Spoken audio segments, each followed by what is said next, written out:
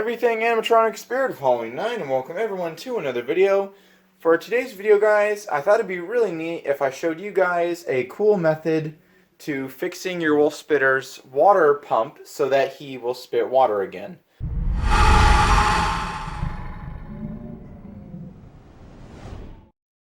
So first off, before we get into this video, let me give you guys a scenario here. So let's say you buy one of these wolf spitters off eBay. You know, you paid a decent amount of money because every spirit animatronic is way overpriced now, which is typical of these things.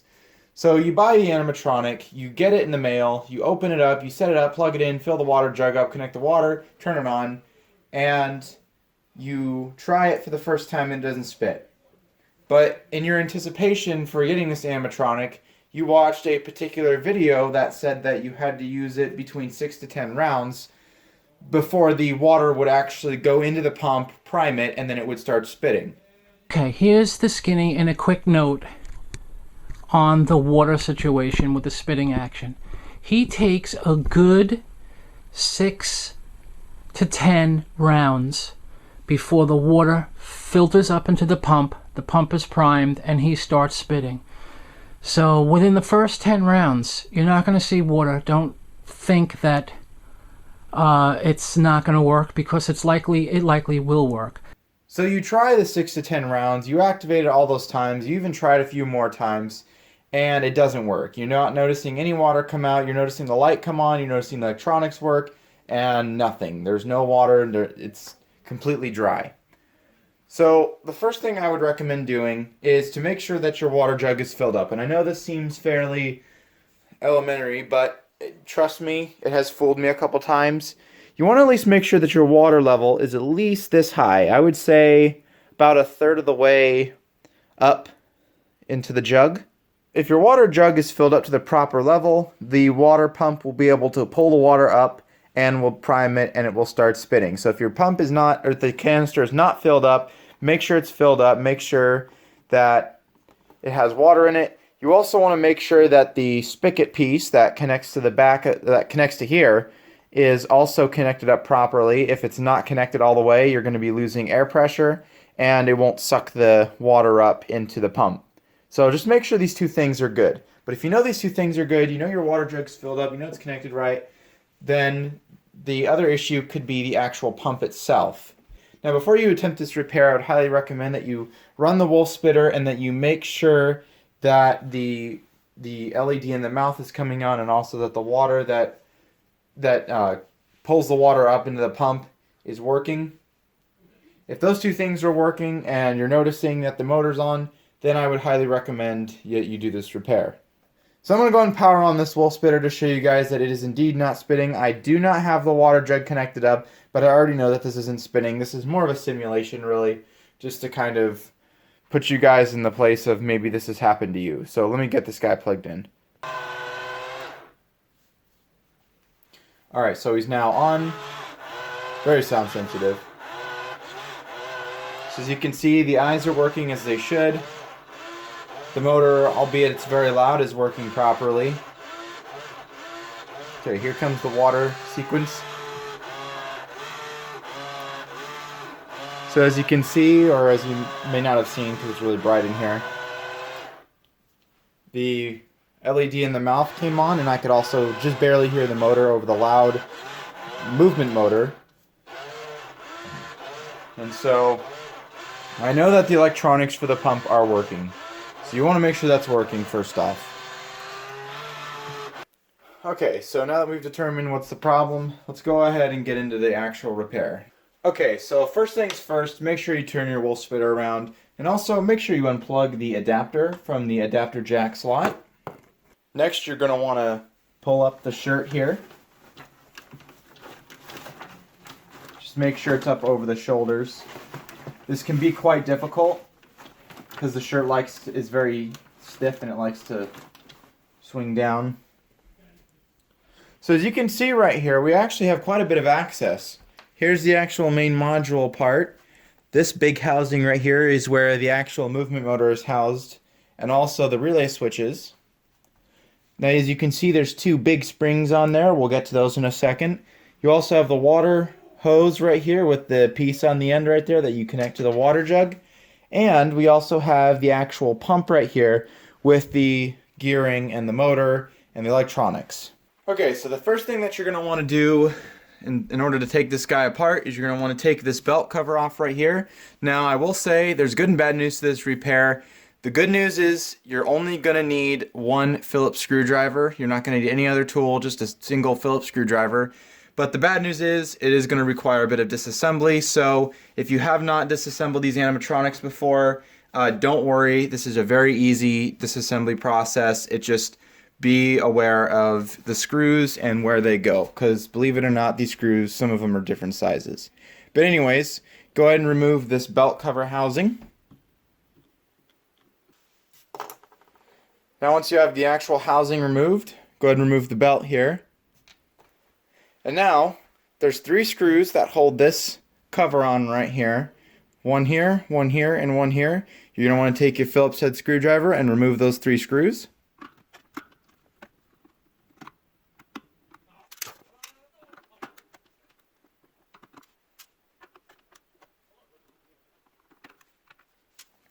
Okay, so once you have these 3 screws removed, make sure you put them in an area where you're going to remember where those 3 screws go. For this example, I'm going to just place them in the cap right there along with the belt so I know where these parts go. So once you have those 3 screws taken off, go ahead and remove this cover. It should just slide right off like that. And as you can see, we have some gears here. And as you can see, we've got some gears in here. This gear right here, this little one, attaches to this end, and we also have 2 bigger gears right there. Now, if you pull this gear out right here, this is actually the gear that has a square shaft through it, as you can see, and it also connects to the actual pump, the tube inside here. We'll get to that in a little bit here. So one of the things that you can do before you go further into this disassembly is you can take your water jug and connect it up and go ahead and spin this piece over by hand. Now, if you spin this thing over and you're not noticing that there's any water going through, then that is a problem. Now, in this case, it does look like that there is actually water going through the pump, so me taking it apart and me spinning this piece over manually has gotten the pump to be primed. So if this does it for you, then the repair is a success. The pump is now primed and it will start spitting after about 2 to 3 more rounds. And you can start to put it back together, and that's as far as you have to go. However, for most of us, if this thing's been sitting for a while, that will not do it. That actually it won't do anything. So we're going to go ahead and take it apart further here. So if this doesn't work, go ahead and disconnect your tube. Remove your water jug for now. Now there's 2 screws on the back of the animatronic here. Now these 2 screws are connected to springs on the back right here. As you can see, they connect down into the base. When you remove these screws, please note that you want to push the spring actually up and then remove the screw. Because if you don't, if you just remove the screw just like this without holding the spring in the up position, when you finally get the screw out of the hole, this spring is going to snap down and this screw will go flying and you'll have to find it. Or if you have really long carpet, it's going to get lost in the carpet and you'll never see it again. So just make sure that you hold the spring in the up position and then you can unscrew the screw.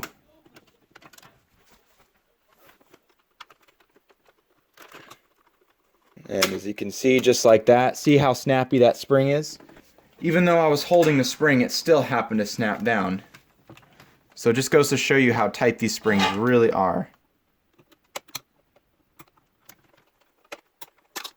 Very, very stiff springs. But anyway, now that you have those 2 springs off, you can put them to the side. You don't need to worry about those anymore. This tube always gets in the way. If you want to take this tube off, you can, but I highly recommend not doing it because this is rather thin plastic, and if you break this, then this will be another problem to add on. So just keep the tube attached. So now when you get those 2 screws off that held the springs on, you're going to want to remove the 4 screws on the back right here.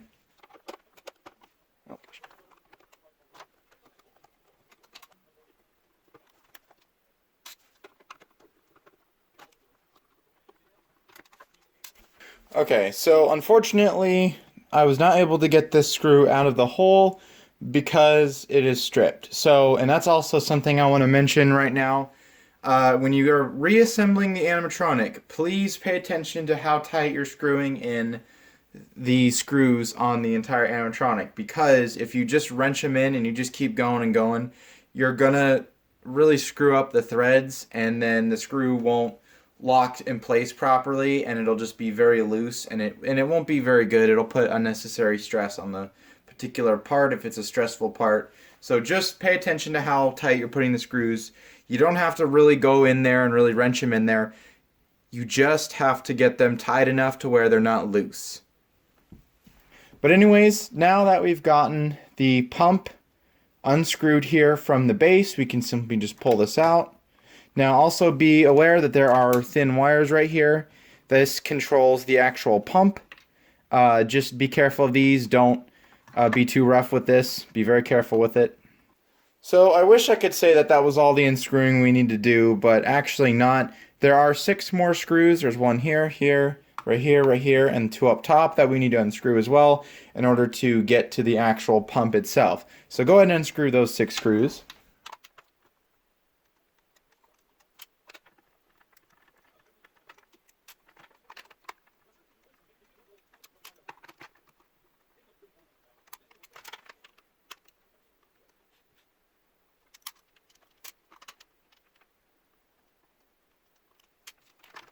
Okay, so now that we have the 6 screws off, go ahead and very, very carefully pull this back panel off. Now, when you do go to pull this back panel off, these wires aren't connected on mine, but on here they'll be kind of glued down. So you'll just want to very, very carefully pull these wires off. Maybe you can get a flat screwdriver, wedge it underneath the hot glue right there, and just kind of pull up. But anyways, let's go ahead and get this cover out of the way here. Again, make sure you know where the screws came from so you don't mix them up, put the wrong screws in. I'm just going to put the screws in that.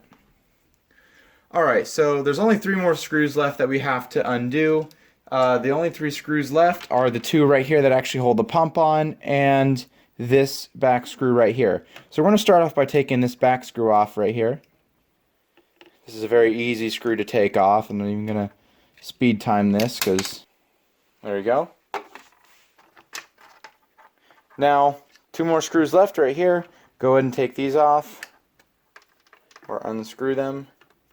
Again, these are very easy screws to unscrew, and this screwdriver is magnetic. While this is a crappy rusty screwdriver, it does still have its uses.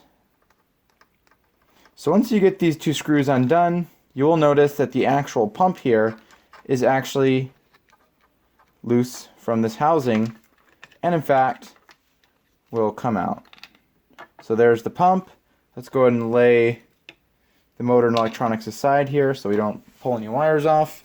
So at this point we do indeed have access to the pump, and in fact this is the pump right here for those of you who didn't know what the pump looked like.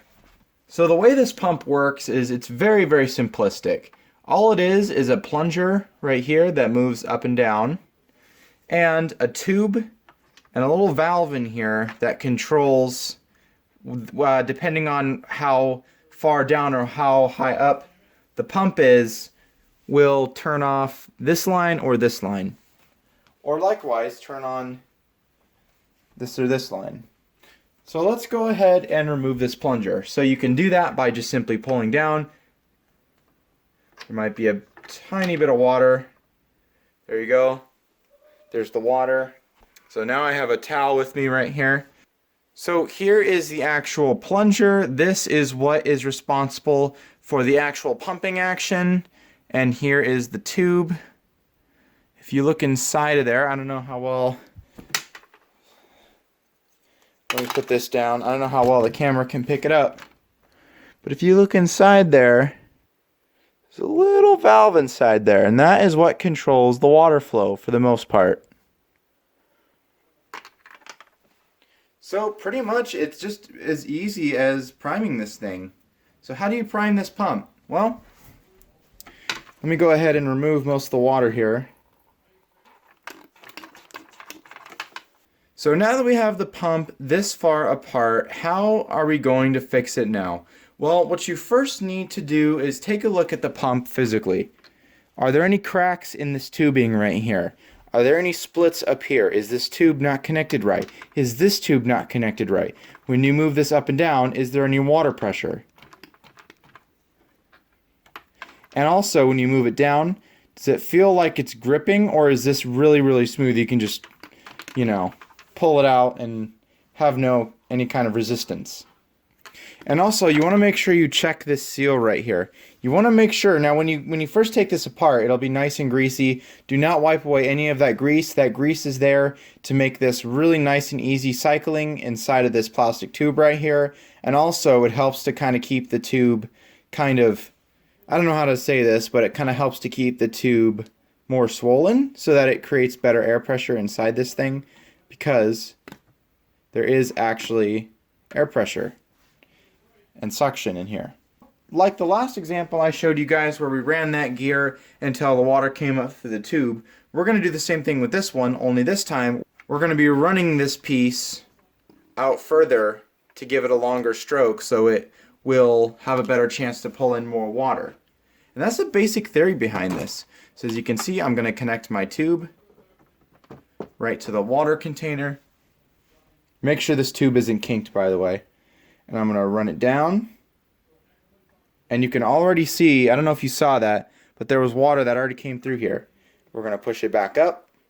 We're going to run it down again. And I know there's water in the pump this time. In fact, if I actually remove this plunger piece right here, all the way, as you can see, there's water coming out of the pump. So there's definitely water in the pump. And also too, I don't know if you can see this, but when I remove this piece, this water right here did not go back into the tank. So we're going to go ahead and do it one more time. Again, we're going to pull down. You can hear the water. Now, just to show you guys that this guy is indeed primed, I'm going to go ahead and turn him around in the front here. So if I go ahead and reach around back here and I pull down the actual pump piece, you can actually see that there's water flowing through the pump. I just connected the jug just because I didn't want to keep running it with the water.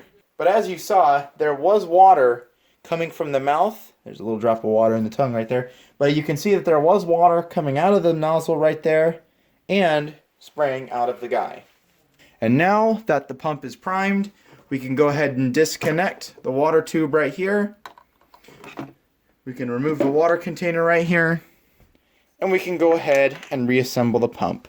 And even if you run out of water with this jug, you will not have to do this procedure again because it's already got little bits of water in there that will help to prime it and get the pressure to where it's needed.